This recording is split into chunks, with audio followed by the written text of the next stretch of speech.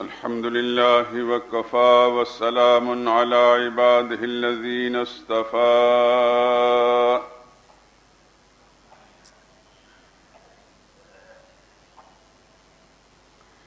خصوصا على سيد الرسل وخاتم الأنبياء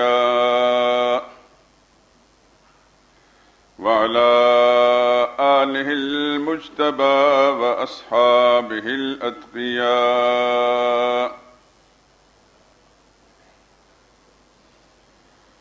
أما بعد فإن خير الحديث كتاب الله وخير الهدي هدي محمد صلى الله عليه وسلم وشر الأمور محدثاتها وكل محدثة بدعة وكل بدعة ضلالة وكل ضلالة في النار.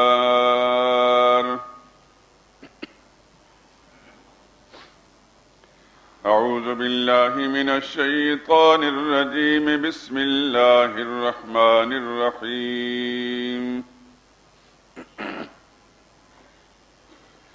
يا أيها النبي إنا أرسلناك شاهدا ومبشرا ونذيرا وداعيا إلى الله بإذنه وسراجا منيرا وبشر المؤمنين بأن لهم من الله فضلا كبيرا.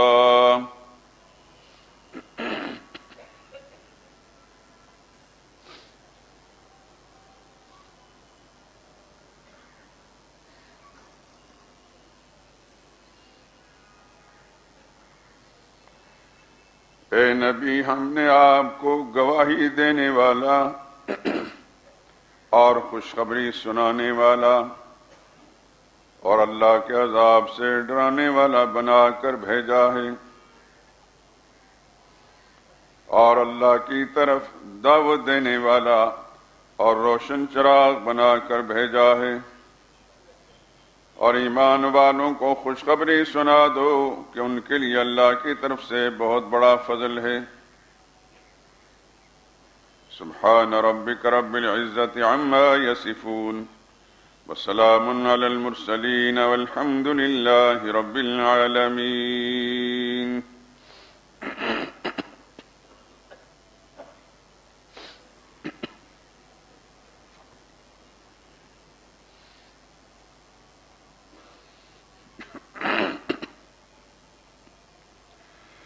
انسانیت کا درس پڑھایا حضور نے، انسانیت کا درس پڑھایا حضور نے، بندوں کو رب سے آ کے ملایا حضور نے۔ جب کفر و شیطنت کا بہر سمت راج تھا، جب کفر و شیطنت کا بہر سمت راج تھا، ایمان کا چراغ جلایا حضور نے۔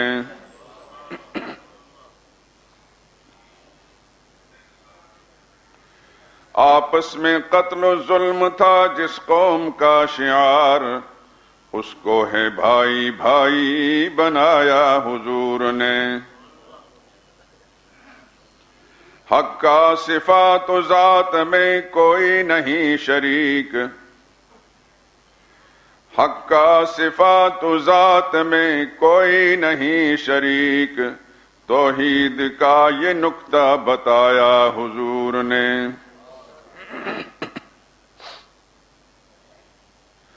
اللہ وحدہ کی عبادت کریں سبھی، جامع سبق یہ یاد کرایا حضور نے۔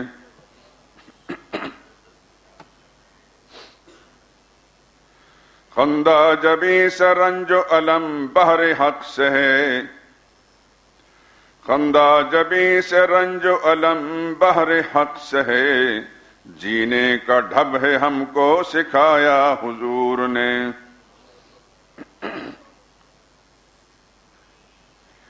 غیروں کے آستاں پر تھا انسان سرنگوں، غیروں کے آستاں پہ تھا انسان سرنگوں، چوکھٹ پہ ایک ہی کی جھکایا حضور نے۔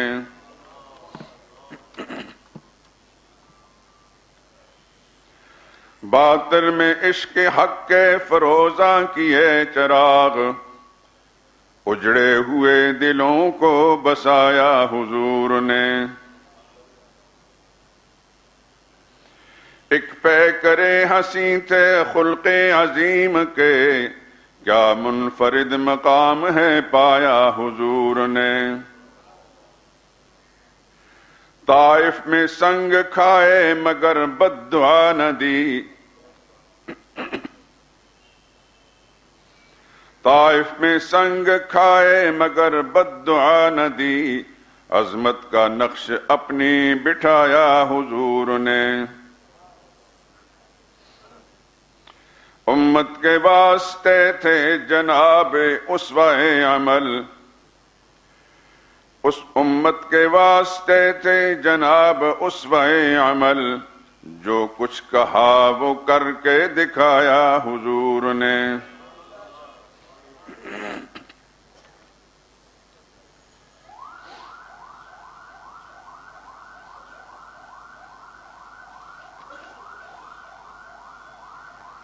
بزرگان محترم، برادران عزیز،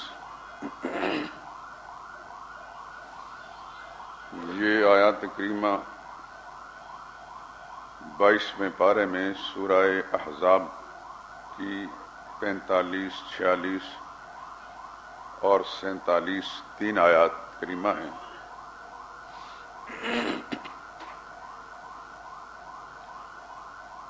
جن میں خالق کائنات نے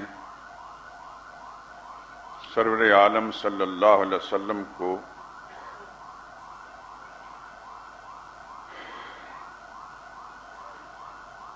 جو انفرادیت کا مقام عطا فرمایا اور بیان کیا، کم از کم ہم اپنی معلومات میں سابقہ انبیاء اکرام علیہ الصلوۃ والسلام کے لیے ایسے خطاب نہیں دیکھتے۔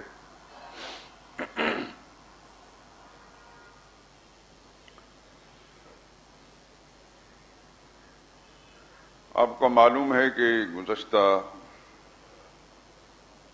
چند ہفتوں سے جمعۃ المبارک کے اس بیان میں سرور کائنات حضرت محمد مصطفیٰ صلی اللہ علیہ وسلم کی ذات اقدس اور آپ کا اسوہ حسنہ، اس کے متعلق قرآن کی روشنی میں کچھ معروضات پیش کی جا رہی ہیں، اور آج کا بیان بھی اسی سلسلے کی کڑی ہے۔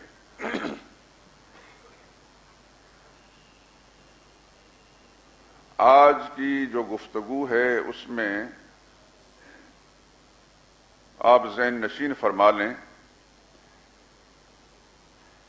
کہ سرور کائنات صلی اللہ علیہ وسلم کے کچھ امتیازات اور خصوصی عنایات جو رب العالمین نے ان پر فرمائی تھیں، قرآن کریم سے اور احادیث مبارکہ اور شہادت کائنات سے آپ کے سامنے کچھ باتیں رکھی جائیں گی۔ یہ جو آخری جملہ میں نے کہا ہے، شہادت کائنات، یعنی وہ گواہیاں جو کائنات کا ذرہ ذرہ، اس میں انسان بھی ہیں اور انسانوں کے علاوہ حیوان بھی ہیں، جو سرور کائنات صلی اللہ علیہ وسلم کی عظمت کو تسلیم کرتے ہوئے انہوں نے اس کا اظہار بھی کیا۔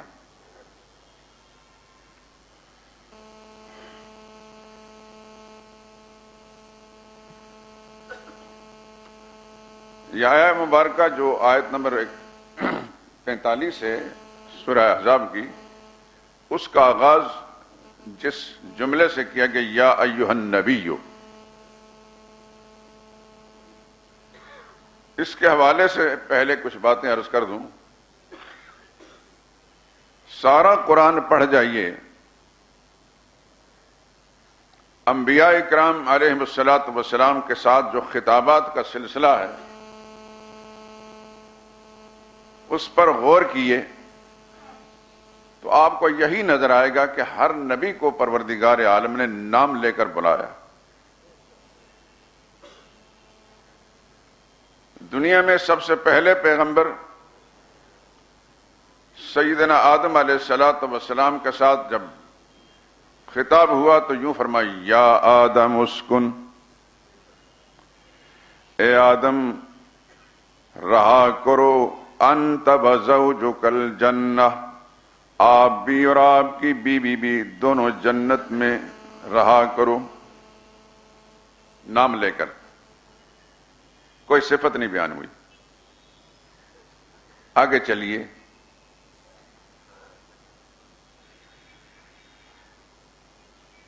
عظیم پیغمبر سیدنا نوح علیہ الصلوۃ والسلام جن کا تذکرہ قرآن کریم میں ہے، ان کے نام پر سورت بھی ہے اور دیگر سورتوں کے اندر بھی جا بجا تذکرہ ہے۔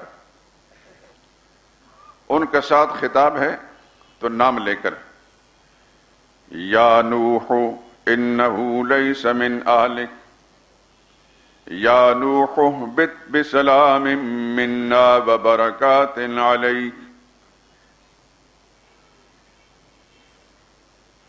نام لے کر۔ آگے چلیں، سیدنا ابراہیم خلیل اللہ جد الانبیاء، بہت سارے امتیازات کے مالک، لیکن جب خطاب کی باری آئی وَنَادَيْنَاهُ أَن يَا إِبْرَاهِيمُ قَدْ صَدَّقْتَ الرُّؤْيَا، ہم نے آواز دی ابراہیم کو، اے ابراہیم آپ نے جو خواب دیکھا تھا اس کو سچ کر دکھایا، یہاں بھی نام لے کر۔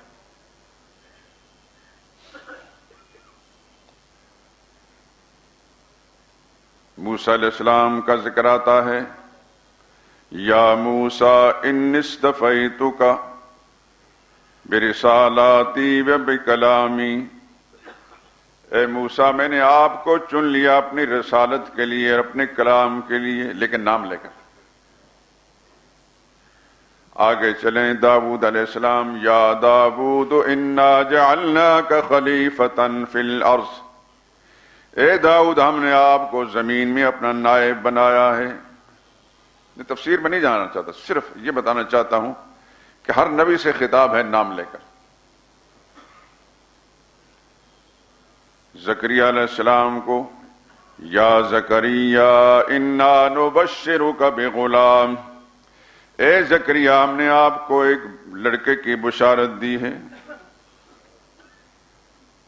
یحییٰ علیہ السلام یا یحییٰ خذ الکتاب بقوہ، اے یحییٰ جو کتاب ہم آپ کو دے رہے ہیں اس کو مضبوطی سے تھامیے، نام لے کر۔ عیسیٰ علیہ السلام کی باری آتی ہے یا عیسی ابن مریم اانت قلت للناس،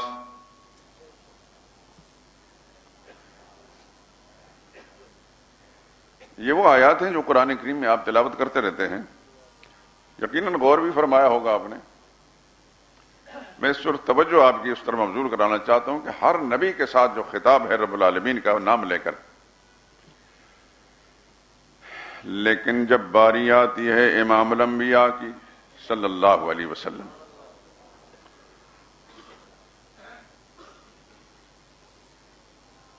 سید الاولین والآخرین، امام الانبیاء والمرسلین، خاتم النبیین، رحمت للعالمین، ان کی باری آتی ہے تو اللہ نام نہیں لیتے، سارا قرآن پڑھ جائیں کہیں یا محمد کا نام نہیں، بلکہ اللہ خطاب فرماتے ہیں یا ایھا النبی، کبھی فرمائے یا ایھا الرسول، کبھی فرماتے ہیں یاسین، کبھی فرماتے ہیں حامیم، کبھی فرماتے ہیں طاسین۔ سارا قرآن پڑھ جائیں، کہیں بھی نام لے کر محمد مصطفیٰ صلی اللہ علیہ وسلم کے ساتھ خطاب نہیں۔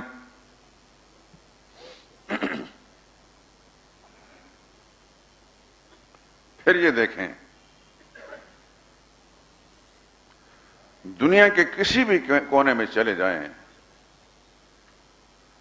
کوئی خطہ ایسا نہیں ملے گا جہاں اللہ کا ماننے والا کوئی نہ ہو،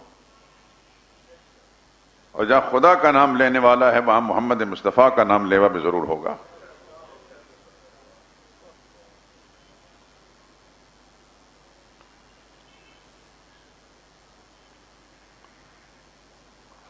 اذانوں میں دیکھیے، اگر اشہد اللہ الہ الا اللہ مؤذن پڑھتا ہے تو اشہد ان محمد الرسول اللہ بھی پڑھتا ہے۔ یہی حال اقامت کا ہے۔ نمازوں میں دیکھیے، کوئی نماز ایسی نہیں جس میں درود نہ ہو، اور وہ درود کون سا ہے جس میں محمد پاک کا نام نہ ہو؟ اللہم صلی علی محمد وعلی آل محمد۔ کوئی نماز ایسی نہیں جس میں اللہ کا تذکرہ ہو اور اللہ کے نبی کا ذکر نہ ہو۔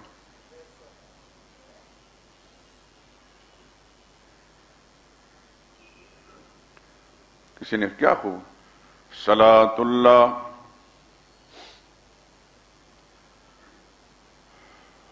القاب کیسے کیسے خدا نے کیے عطا، القاب کیسے کیسے خدا نے کیے عطا، حضرت رسول پاک کو قرآن میں جا بجا۔ طٰہٰ کہیں پکارا، یاسین کہیں کہا، حامیم اور نون کہیں واللیل والضحیٰ۔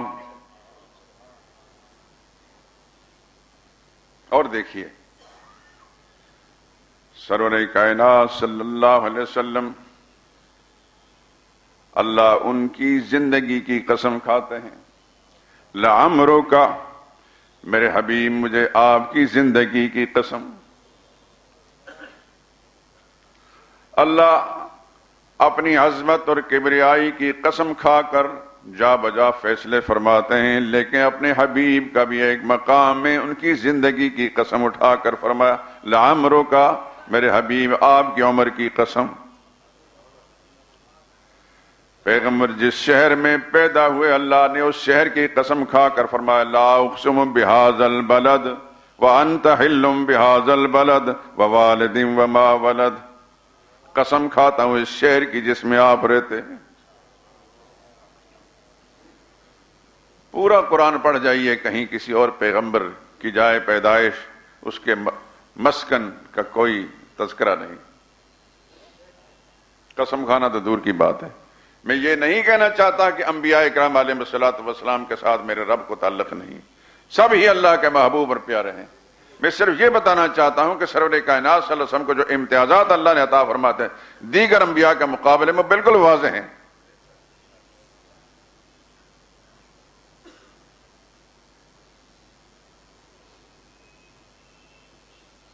صلاۃ اللہ کلام اللہ، جہاں دیکھا تو یہ دیکھا، صلاۃ اللہ کلام اللہ، جہاں دیکھا تو یہ دیکھا، جہاں دیکھا لکھا اللہ، محمد بھی لکھا دیکھا، صلی اللہ علیہ وسلم۔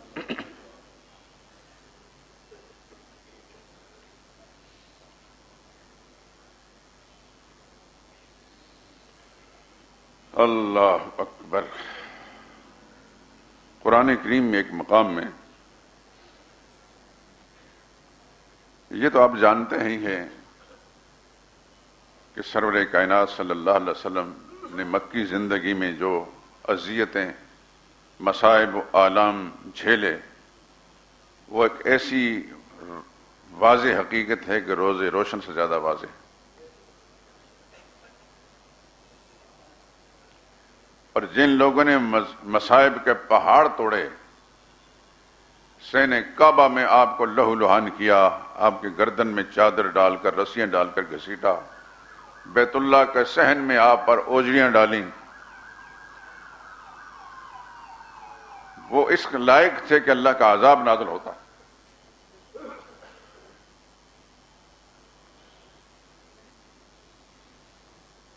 لیکن کیا آپ سمجھتے ہیں کہ 13 سالہ مکی زندگی میں اہل مکہ پر کوئی عذاب آیا؟ نہیں آیا۔ وجہ کیا تھی؟ یہ نہیں کہ ان کا کردار اچھا تھا یا اللہ ان پر مہربان تھے۔ اللہ نے قرآن میں لما کان اللہ لیعذبہم وانت فیہم، میرے حبیب مجھے یہ اچھا نہیں لگتا کہ جس شہر میں جس قوم میں آپ رہ رہے ہوں میں ان کو عذاب میں مبتلا کروں۔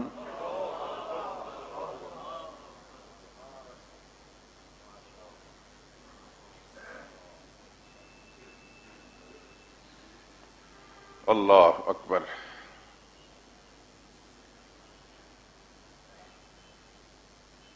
حضرت جابر بن سمرہ فرماتے ہیں میرے آقا نے محمد مصطفیٰ صلی اللہ علیہ وسلم نے ایک مرتبہ میرے سامنے فرمایا، اے جابر،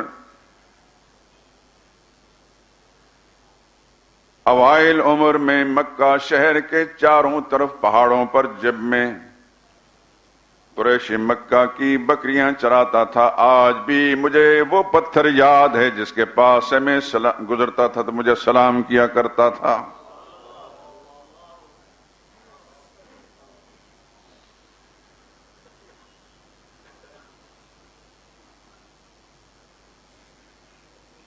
قریش مکہ نے، ان خون کے پیاسوں نے ہر حربہ اوچھا کنڈا استعمال کیا رسول اللہ صلی اللہ علیہ وسلم کو زج کرنے کے لیے، پریشان کرنے کے لیے۔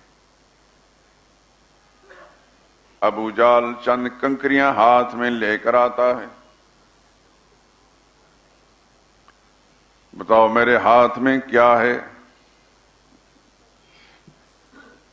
جب مت ماری جاتی ہے نا کسی انسان کی تو وہ ایسی حرکتیں کرتا ہے کہ تم خدا کے سچے نبی ہو تو بتاؤ میرے ہاتھ میں کیا؟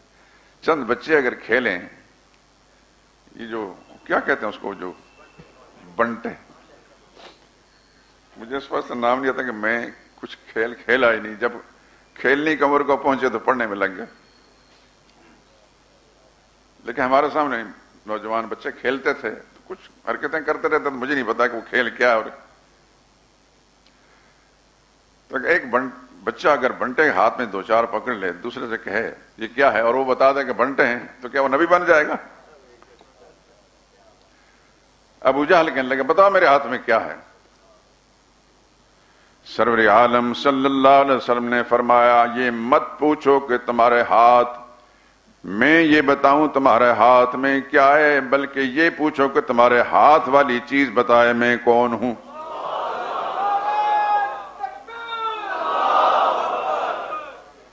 اس نے کہا یہ ناممکن ہے۔ اچانک آواز آئی اشہد ان لا الہ الا اللہ وان محمد الرسول اللہ۔ ان کنکریوں نے اللہ کے نبی کی رسالت کی شہادت دی۔ ابو جہل نے غصے میں آ کر وہ کنکریاں پھینک دی کہ محمد تو اتنا بڑا جادوگر کہ میرے ہاتھ کی کنکریوں پر بھی تمہارا جادو آ گیا، لیکن کنکریوں نے نبی کی رسالت کی شہادت دے دی۔ میں آپ کے سامنے کوئی حضور صلی اللہ علیہ وسلم کے معجزات کی تفصیل نہیں بیان کر رہا، یہ تو نمونے کی چیزیں ہیں۔ مستقل علماء نے کتابیں لکھی اس پر۔ علامہ بہقی نے دلائل النبوہ کا نام سے کتاب لکھی، علامہ جلال الدین سیوطی نے خصائص کبریٰ کا نام سے کتاب لکھی، اور بے شمار عنوان لکھی کتابیں، بڑی بڑی کتابیں ہیں حضور صلی اللہ علیہ وسلم کے معجزات پر۔ چونکہ میرا مشن رسول اللہ کا پیغام سنانا ہے، میرا یہ ایمان ہے کہ میرے جیسے ہزاروں دنیا میں پیدا ہو کر رسول اللہ صلی اللہ علیہ وسلم کا مرتبہ مقام بیان کریں تو اس کا حق نہیں ادا کر سکیں گے۔ اللہ نے ان کو اتنا بڑا مقام عطا فرمایا۔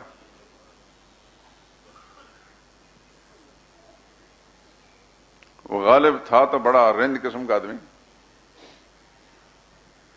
آپ حضرات زیادہ جانتے ہوں گے، اس واسطے کے شاعروں کی اور ادیبوں کی کتابیں لوگ پڑھتے ہیں. میں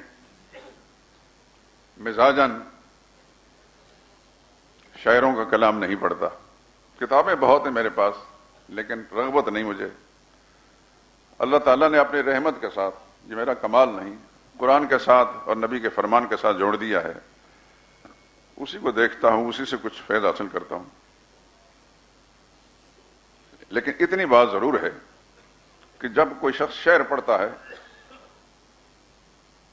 تو شعر کا وزن ٹوٹ رہا ہو تو فوراً سمجھ جاتا ہوں.